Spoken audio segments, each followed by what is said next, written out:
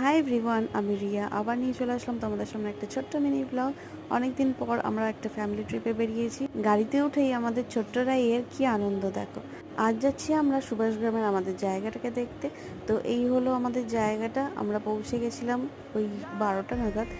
আমার first time যাওয়া, তাই তোমাদের একটু ঘুরিয়ে দেখাচ্ছি জায়গাটা। এই যে আমাদের ছোট্ট রাই চলে এসছে দেখতে। দেখো চারিদিকে নতুন সুপারি গাছ বসানো হয়েছে। এর আগের সপ্তাহে এসে সেইগুলোই আমরা দেখতে এসেছিলাম। এখানে আমরা কাজ সেরে তারপর বেরিয়ে পড়েছিলাম কিছু খাওয়া দাওয়া করবো বলে। তো আমরা পৌঁছে গেছিলাম আজাদিন ধাবাতে। এই যে আমার বড় মেয়ে তানিষ্কা, ও ভীষণই এক্সাইটেড হয়ে গেছিলো। তো ভেতরে কি আমরা ডিসাইড করছিলাম যে কি অর্ডার করা যায়।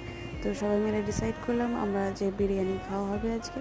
তো এই যে চলে এসেছি আমি বিরিয়ানি আর চিকেন কষ। গল্প আড্ডা করতে করতে আজকের দিনটা কিভাবে চলে গেল সেটা বুঝতেই পারলাম না।